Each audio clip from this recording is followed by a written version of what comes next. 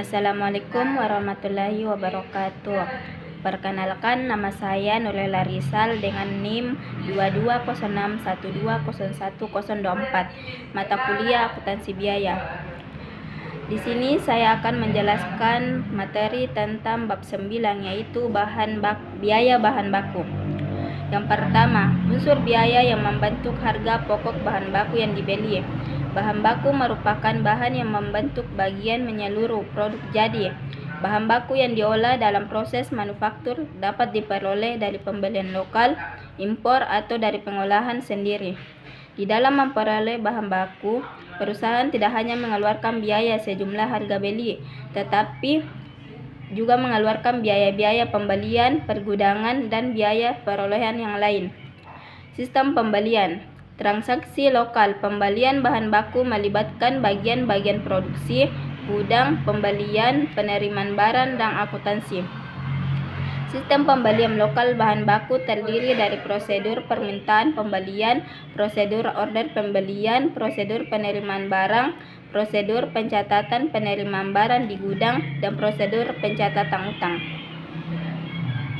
Biaya yang diperhitungkan dalam harga pokok bahan baku yang dibeli. Menurut prinsip akuntansi yang lazim, semua biaya yang terjadi untuk memperoleh bahan baku, menempatkannya dalam keadaan siap untuk diolah, merupakan unsur harga pokok yang dibeli. Harga beli dan harga biaya angkutan merupakan unsur yang mudah diperhitungkan sebagai harga pokok bahan baku. Biaya unit organisasi yang terkait dalam perolehan bahan baku. Dalam pembelian bahan baku, unit organisasi yang terkait dalam pembelian bahan baku adalah bagian pembelian, bagian penerimaan, bagian gudang, dan bagian akuntansi penerimaan persediaan. Biaya masing-masing bagian yang terkait dalam pembelian bahan baku tersebut sebagian besar dapat diperhitungkan pada saat bahan baku yang dibeli diterima di gudang. Jika hanya pembelian dibebankan kepada bahan baku yang dibeli atas dasar tarif, maka perhitungan tarif biaya pembelian dilakukan sebagai berikut. 1. Jumlah biaya tiap bagian yang terkait dan dalam transaksi pembelian bahan baku tersebut diperkirakan selama 1 tahun anggaran. Yang kedua, ditentukan dasar pembebanan biaya tiap-tiap bagian tersebut dan ditaksir beberapa jumlah dalam tahun anggaran. Yang ketiga, ditentukan tarif pembelian biaya tiap-tiap bagian tersebut dengan cara membagi biaya tiap bagian dengan dasar pembebanan. Unsur biaya yang diperhitungkan dalam harga pokok bahan baku yang diimpor. Apabila bahan baku yang diimpor, unsur harga pokoknya akan berbeda dengan apabila bahan baku tersebut dibeli dari dalam negeri. Dalam perdagangan luar negeri, harga barang yang disetujui bersama antara pembeli dan penjual akan mempengaruhi biaya-biaya yang menjadi tanggungan pembeli. Penentuan harga bahan baku yang dipakai produksi. Metode dipakai dalam produksi Metode yang dipakai dalam produksi. Yang pertama, metode identifikasi khusus. 2. Metode masuk pertama keluar pertama. 3. Metode masuk terakhir keluar pertama. 4. Metode rata-rata bergerak. 5. Metode biaya standar. 6. Metode rata-rata harga pokok bahan baku pada akhir bulan. Metode pencatatan biaya bahan baku. Ada 2 macam metode pencatatan biaya bahan baku yang dipakai dalam produksi.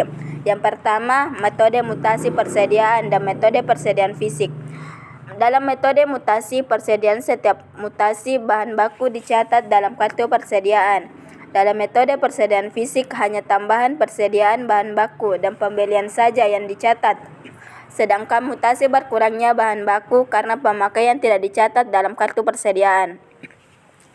Metode persiapan fisik adalah cocok digunakan dalam penentuan biaya bahan baku dalam perusahaan yang harga pokok produksinya dikumpulkan dengan metode harga pokok proses. Metode identifikasi khusus. Dalam metode ini, setiap jenis bahan baku yang ada di gudang harus diberi tanda harga pokok persatuan.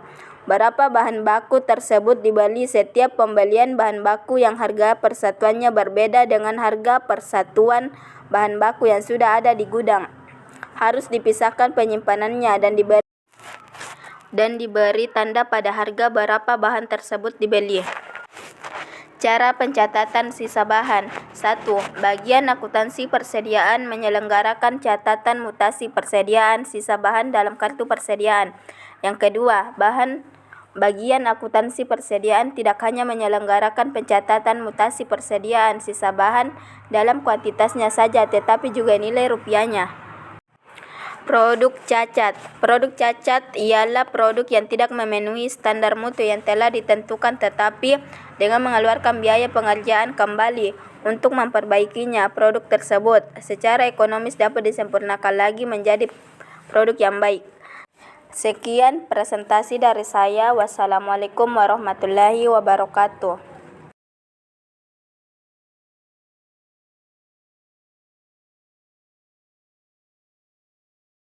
Cacat adalah produk yang tidak memenuhi standar mutu yang telah ditentukan.